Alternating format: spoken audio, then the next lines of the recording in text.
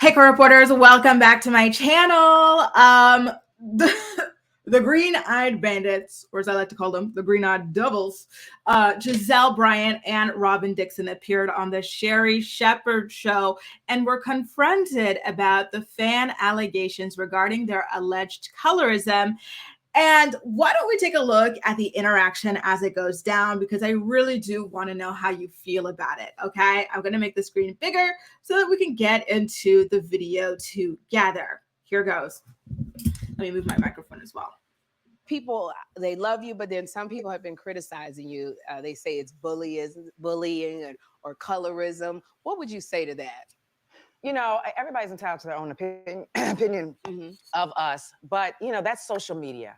Right. I always feel like social media does not pay us, so I don't pay attention to it. The minute it pays us, I'll be all in it. Okay. But until then, Yeah. it's just foolishness. Yes. Yeah. And honestly, like, I'm not perfect and I don't pretend to be perfect. So I don't expect to be on a reality show about our real lives being perfect. And so it's fine if people want to get upset from episode to episode. That means that they're enjoying the show. Right. Yes. We get into it. All right. Get into it. So there you have it. Gizelle says that the colorism allegations, they're on social media. Social media doesn't pay her bills, so she doesn't care. It's just foolishness, in her own words, at the end of the day. And then Robyn says, listen, she likes that people are getting upset on social media because it means that they're enjoying the show. So they really don't give an F at the end of the day. If you watch my weekly recaps with Kempire Daily and Layla Lynn, then you know that I have a really nuanced take on the colorism allegations on the Real Housewives of Potomac. I have to admit, I do believe that sometimes the word is weaponized within the cast. For example, with Candace claiming that Ashley was colorism because she called her wig dry. Meanwhile, Candace has said over the years a lot of extremely vilely anti-Black things herself. And, you know, no one, you know, I don't, you know what I mean? Like, right. I feel like she's one of those people that weaponizes it. So I'm not like 100% on the colorism boat. I do see some instances of it on the show, that's for sure. It's definitely something that is there, but I do believe that it can be exaggerated by the audience from time to time. And I hope that that doesn't sound, you know, dismissive itself, but that's the way that I feel. You know, I think that Gizelle and Robyn are two miserable women who go after all relationships and marriages. Whether you're light skinned, whether you're brown skinned, whether you're dark skinned, they're coming for your marriage because they don't have relationships. They don't have men in their lives who love them, and they're miserable about it. And they want you to end up the same way.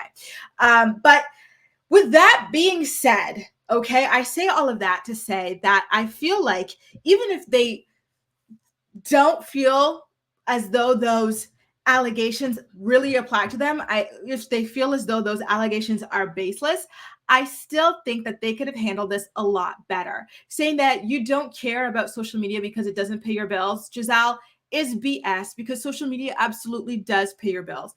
RHOP needs to be talked about online. It needs to be widely shared, widely discussed, for it to continuously get renewed. So yes, social media pays your bills.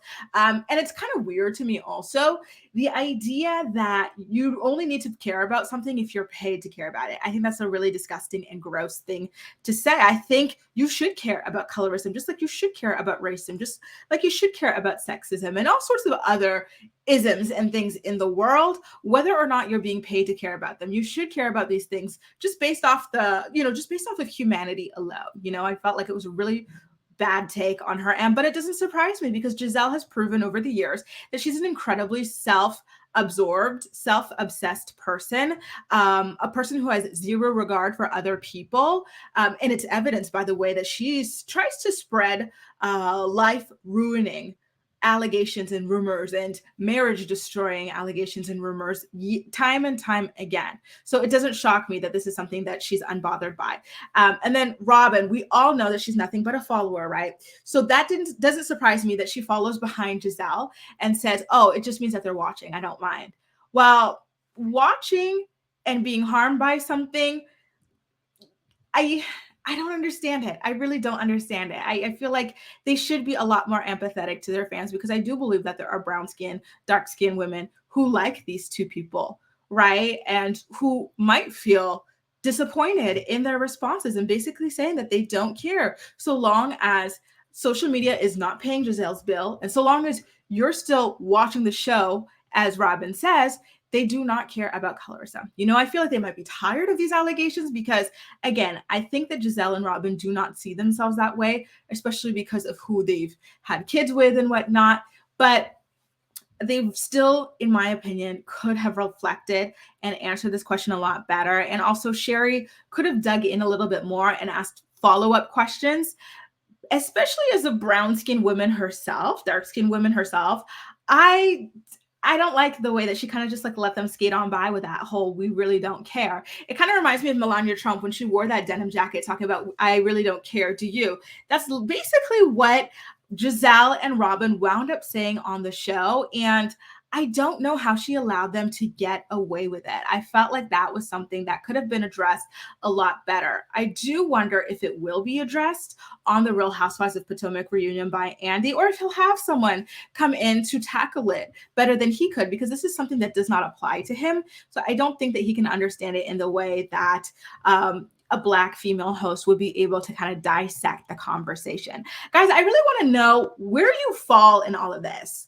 I think that it's fair to not fall 100% in the camp of they're colorist or 100% in the camp of they're not. Like maybe you're somewhere in the middle as well, the way that I am. I feel like, yeah, there has been some stuff here and there, but I mainly just think that they are people who try to amp up conflict on a show that thrives on conflict at the end of the day. But I digress. I know some people said that Gizelle's tagline from last season, where she was talking about how she likes to stay out of the shade or something like that, they felt like that was rooted in colorism. I do want to know, for those of you who feel that way, if you could explain that a little bit more in the comment section, I think that would be nice. I understand the history of it and everything like that, but I do definitely want to know a little bit more about why some people felt that way about that tagline. We do have a channel member in the building. As you can see down there, you guys, if you sign up for a channel membership, you can watch me film behind the scenes and chime in. So Sad Rainbow says, maybe subconsciously, that's why they really deny it.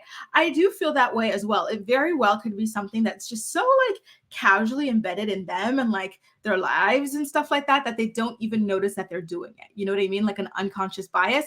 And it very well could be playing into the way that they treat people, into the way that they speak, into the way that they joke, and into the way that they choose to target people. And that's another reason why I felt like they could have reflected a lot better than to just outright dismiss it. Because at the end of the day, their viewers are majorly Black women. And so I don't think it's a good idea to alienate a strong portion of the base like this. And the majority of Black women are brown or dark skinned. So it wasn't a smart idea, in my opinion. But we'll see how that plays out. I'm really looking forward to the reunion and watching how it all goes down behind the scenes. But in the meantime, guys, let me know how you felt about the way they handled the allegations and the allegations themselves in the comment section down below. And as usual, we'll chat. Thanks again to Sad Rainbow for your wonderful insight as well. Take care, guys. Bye.